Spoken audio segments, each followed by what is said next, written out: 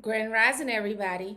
I hope you guys are having a great Wednesday. Happy Wednesday. Thank you, Miss Dolores. Here we go. Yes, another great day, another true crime story. But make sure that you guys do remember that we do have the Royal Lockbox that is happening this weekend on Saturday at 2 p.m. Eastern Standard Time. So make sure that you get your letters in. Email savageroyaltyent@gmail.com in order for your letter to be read this week. Okay?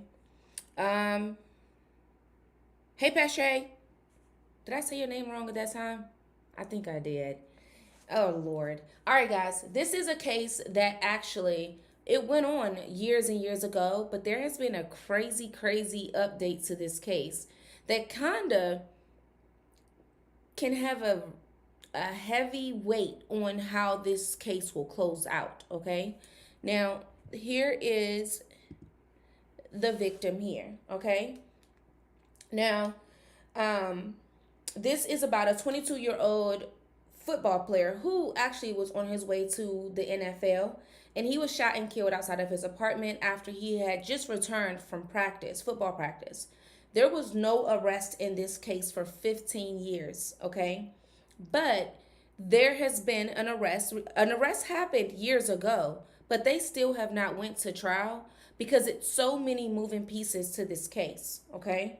So on November the 7th of 2006, Bryan Pata, who was 22, um, he was playing for Miami Hurricanes. Okay, he was fatally shot in his Kendall apartment when he came home from this practice. Okay, in 2021, a former teammate by the name of Rashaun Travon Jones, he was arrested and he had pled not guilty to this. Okay, now these two guys apparently they had some things. Yes, 15 years. Apparently, they had some things going on between the two that caused this whole entire thing to occur. So the case has some complications. So the investigation did have some missteps in it, and a key witness that was later found alive by reporters, but apparently his story has changed. It's not the same. In fact, the one witness that could possibly give us a little bit, excuse me, guys, a little bit of light in this case, he doesn't even remember this entire situation. While he did point out the suspect in a lineup, while he has told the story multiple times, he no longer remember it as of current, okay? And there has been some bumps and bruises in this case that could possibly add on to why he possibly does not remember, okay? Now, of course, before the suspect was arrested, it was considered a cold case. They really didn't know what happened. They didn't know who to go to, where to turn, and the case was just dead cold, dead silent, okay? There was a 911 call that was made when he was killed, but that is the one witness that doesn't remember anything.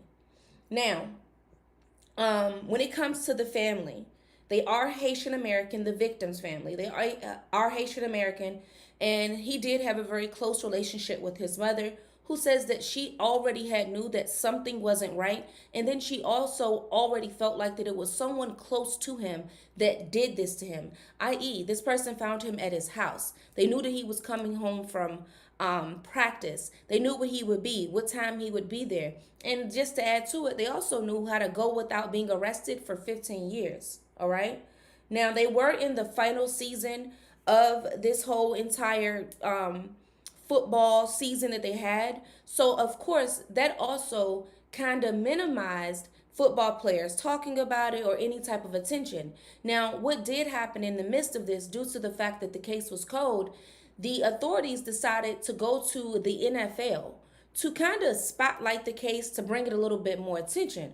What they did not think is that the NFL would actually apply some hard pressure and want the right answers, okay? And that's exactly what they did. So while the authorities did have their own investigation going on, the NFL kind of was doing their own thing as well, with the reporters also going an extra mile to kind of get more information to bring it back to the NFL. Okay? And there was some back and forth in this, with the NFL feeling as though that the authorities wasn't giving the proper transparency in this case, which caused also raised some red flags on the NFL side, because it's like, you guys are asking us for your help and you're wanting us to bring some awareness to this case, but you're also not being transparent when it comes to the investigation, which is why the NFL went their own route into doing things and finding out the truth. Now, after practice, the victim had gave a underclassman a ride, and then he had head to his apartment. Now, at around 7 p.m., he arrived, and within 2 minutes, he was shot once in the head. Okay, his keys, his phone was nearby, and his wallet with cash was still there and present. So with this, let the investigators know that this was not a robbery. Whoever did this, they did this with a purpose of going after the victim. He was their target. It wasn't what he had. It wasn't his cell phone. It wasn't his money. So his roommate did arrive, and their roommate did give some chest compressions to the victim, and they did deem him to be deceased at around 7:07 p.m. Now, his girlfriend was upstairs and said that she did hear some commotion and discovered him, and then there was some 911 calls and then some pleas for him to get some assistance.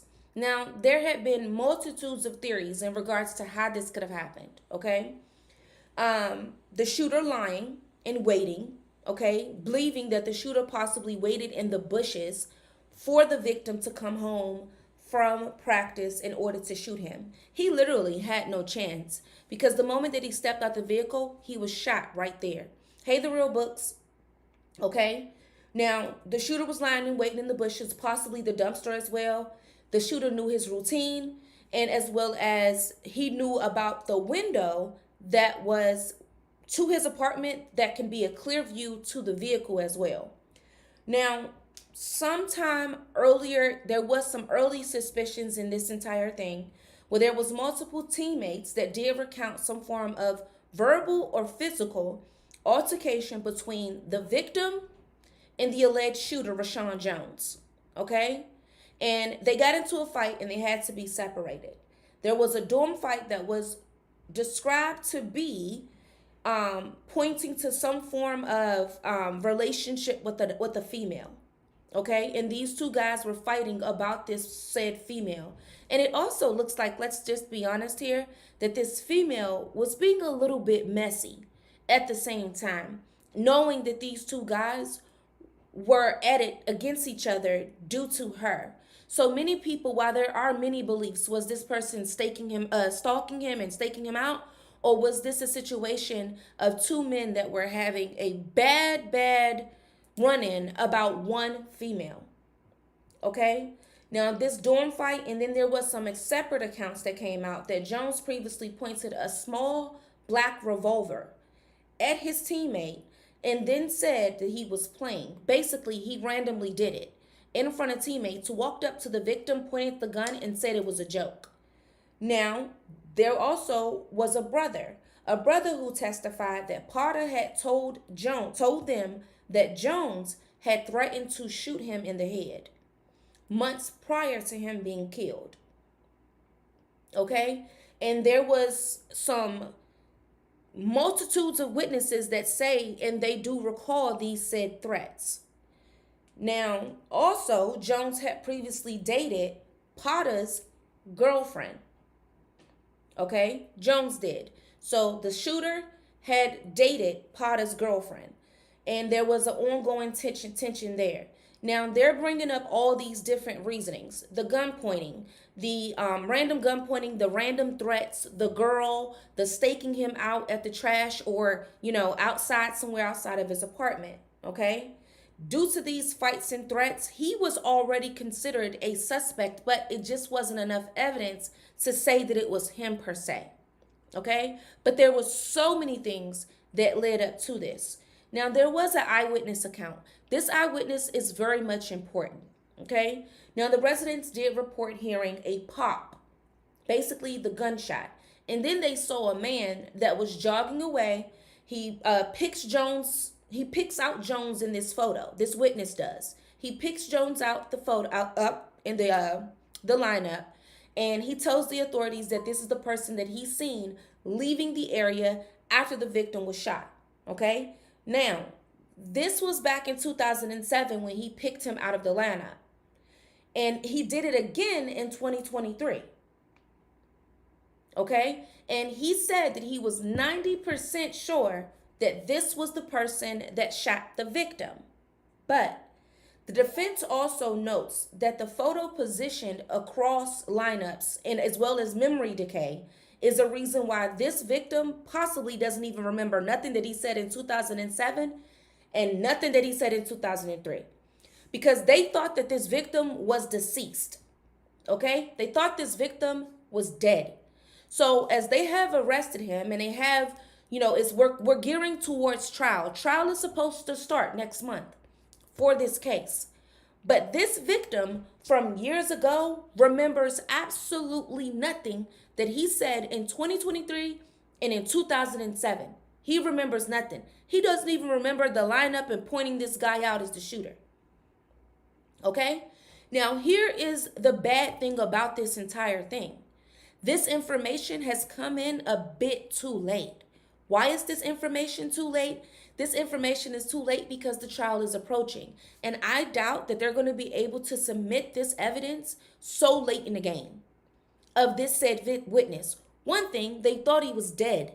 So they don't really have him to be able to come on the witness stand and say that this is the person that I seen leave the scene. And this is a very powerful witness because this is the one witness that's seen him leaving, walking past him. This said person. Okay? And he remembers nothing. So it's 9 times out of 10 that this evidence will be suppressed in court and it will never make it to trial. Adding on to that, which leads a little bit of suspicions on the NFL side of things because the NFL already had felt as though that the investigators was being a little bit, private or a little bit secretive about all of the details of the case. So it wasn't the authorities or any of the investigators that are working the case that discovered that this key witness is alive but don't remember anything. It was a reporter who has been covering the case for the NFL who has learned that this man was never dead in the first place. They don't even know where that information came from that he was deceased. Apparently, sometime in the court proceedings, it was announced that the key witness is dead, when in fact, he's not. So this is not going to be able to be used and also could possibly change the outcome of this case. It was jealousy. I think it was jealousy as well, but I also think that the girl in the midst of this was being messy. Honestly and truly. Honestly and truly. Okay? Now, when it comes to the phone data and the alibi, of course, the suspect says that he does have an alibi. Jones twice told the police that he had stayed home that night. Cell site records also place his phone near the scene corridor around the time window in which the victim was shot.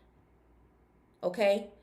And then investigators also argue that the pings contradict the home all night claim. Of course, because there's no reason that your phone should be pinging in the location of the victim if you're saying that you're home. Now, ballistics on Pata's wounds also indicate a medium caliber, and teammates had already previously claimed that the shooter had possessed a .38 handgun. Okay? And that is the kind of murder weapon that was used in order to kill the victim. Now, after the entire incident, there was a missed mandatory. It is said that the suspect had missed a mandatory meeting, okay, right after the shooting, and he attempted to borrow money to leave the area. He went to other teammates and friends, looking for a way to separate himself from the crime. And you guys know, typically, that is the first step that a suspect takes. Distance themselves from the victim by any means necessary. Now, there was this long 15-year delay. This key witness is about 80, 90 years old now, guys. He doesn't remember absolutely nothing, and so the chances is going to be slim. This has been a 15-year wait with the trial approaching next month, which we're going to keep very much close update on it to see how this all goes out. But you have to be real honest here. If this man was arrested 15 years after the crime, and then when he was arrested, he's been sitting behind bars all of these years, the chances of him getting a long, strenuous trial, I mean, a strenuous sentence is very slim, especially since the key witness in this entire thing doesn't remember absolutely nothing. So he could get off. And if he doesn't get completely off, he'll get off with doing minimal time, 10 to 15 years, and be out again. He knew that they were coming for him. I I honestly believe that the young woman that is in the middle of this, I believe that she was very messy. I really, really do. I believe that this was a thing where a young girl was playing tennis with two balls. I mean, with two tennis rackets. And she was the ball in the middle. And I am one that is so anti pillow talk because anti pillow talk can get real. It can get real. And I don't see these two men getting into it unless some form of gossiping did not play a role in this. Because just because a person leaves someone or anything like that, it doesn't mean that it has to turn to this. And this shooter possibly already had jealousy, envy, hate, and this victim, he was preparing to go to the NFL. I'm not hearing the same thing about the shooter.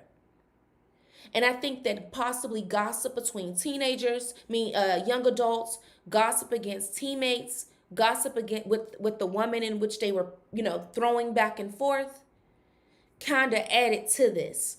Because with all these different, he was waiting in the trash dumpster. He threatened him with a gun. They dated the same girl. All these different things seems like a buildup of actions that could have been avoided if one person wouldn't have jealousy or envy in their hearts, because that's the only thing that's the only thing that caused this. Jealousy and envy. The girl, something tells me that she was over there running her mouth. Running her mouth, because I always ask myself, what will cause, there's only two things that will cause an ex to want to harm your current. One, they have already got into it with each other. Okay?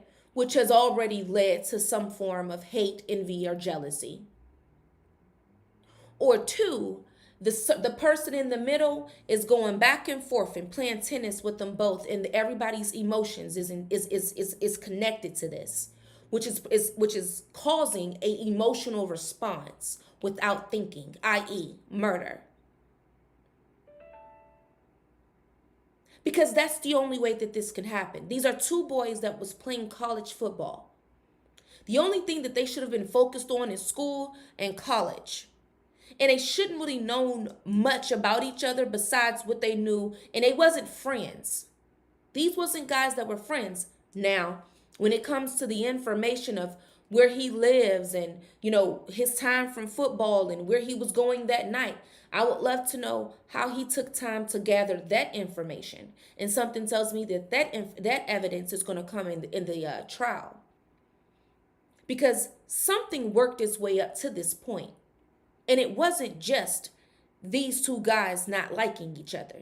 And it was a reason why he felt the need to pull a weapon out, whether it be jealousy or whether it be something that is gossip, and gossip that caused something small to be big. And it shouldn't have taken 15 years. I'm trying to figure out what took y'all 15 years. And I'm with the NFL on this. It's something that you guys simply did not want to come forward. And why did you guys lie about the witness being dead? You guys knew that witness wasn't dead. You just didn't go check for him. You just didn't go check for him. But the question is, why did you lie and say that he was? Because if reporters was able to discover that this man is alive and they were able to locate him, and from my understanding, the address that's on his documents is the same address that he was at when they found him.